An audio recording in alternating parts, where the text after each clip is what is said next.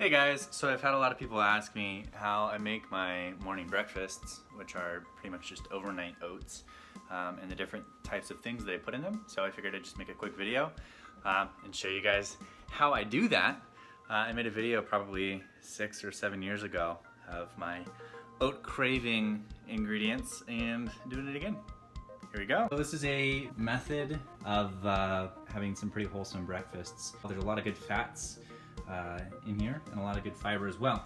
So here are just the ingredients that I typically use. There's a lot of variation in what I'll use and what other people do. And we'll go over these in just a moment. All right, so I like to start with a little bit of a base of oats on the bottoms. And this is for my work days, right? So I got 5 different jars for 5 different days of oats. So I'll start with a base of oats, and I'll add in a glob of peanut butter for each, however much peanut butter you like to use. This is one of my favorite parts of the oats, so I tend to add probably more peanut butter than most people will. Anyway, so that's it for the peanut butter. Made a thorough mess. It doesn't really matter what order you add the ingredients, because we're gonna stir them all up in just a moment. So I guess I'll just start with some flaxseed. You can get this at most stores. It's really good fiber. It's also a seed with some good fats. Okay, next I'm gonna go with some roasted cocoa nibs. I'm just gonna add like a little handful to each of these. So next, I'm gonna go with some almonds. These are roasted, unsalted almonds. So I'll add a handful of sunflower seeds as well, just a small handful. I'm gonna throw in some organic hemp protein powder, just a little bit in each of the jars. Next I'm gonna go with some nut and berry mix. Any trail mix that you prefer, you can use. This has got a lot of good dried fruits in it, and I really like that because when you hydrate the oats overnight, these fruits come back to life and they're pretty tasty that way. So I'll just add a little handful. And this is meal prep for a week. It's a pretty cost-effective, healthy method of getting your breakfasts and or lunches on Sundays and not having to deal with it throughout the week. You're not spending your lunch breaks going out and getting food. So next I'll add in some organic raspberries. I like to add a little bit of fruit into my oats in the morning, and then I'll add some blueberries as well. These are ingredients you can get at pretty much any grocery store. I tend to shop at Trader Joe's. This is by no means any ad for Trader Joe's. I just like their large selection of organic foods, so that's where I shop. Next thing I'm gonna add, which is optional, and this is probably one of the only things in these oats that may not be vegan, and also one of the only things that contains a refined sugar. It's a good addition for anybody who's still wanting some sweetness in their oats. So there's the chocolate chips. I'm just gonna sprinkle in some cinnamon. You can also do nutmeg or whatever other powders you like the flavor of. I really like the cinnamon. It goes well with all these ingredients. Next, I'm gonna add some cocoa powder.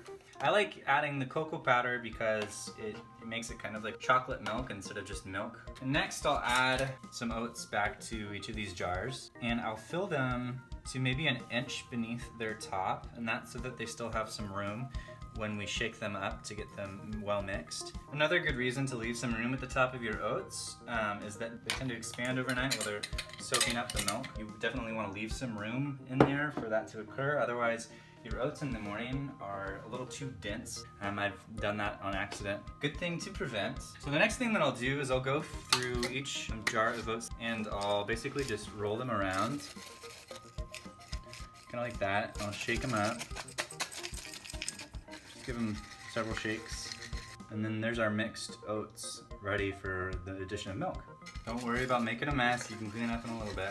So for reference, this is about the right amount of room to leave at the top of these jars. These are standard, I think 16-ounce mason jars, and if you'll see, there's a little room in there for the expanding of the oats, as well as for an additional amount of milk at the top that allows it to not be so dense.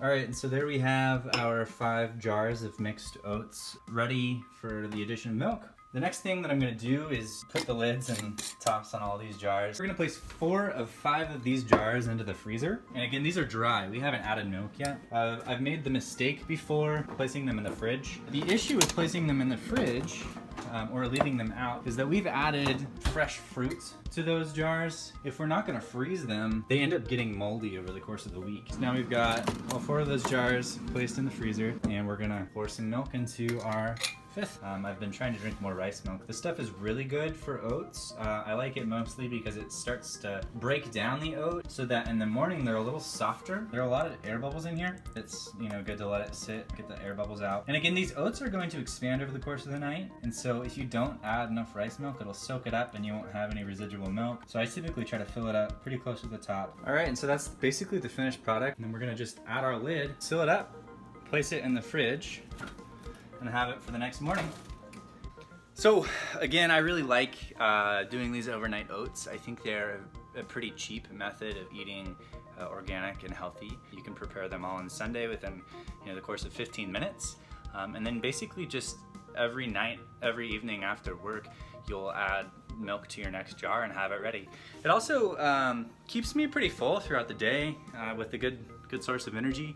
And you can do it with a lot of vegan and vegetarian products. So yeah, that's how I do my oats. I've been eating oats for, you know, pretty religiously for a few years now, and I like them. So that's kind of how it goes. Yeah, I'm hoping to do some maybe some more of these tutorials in the future.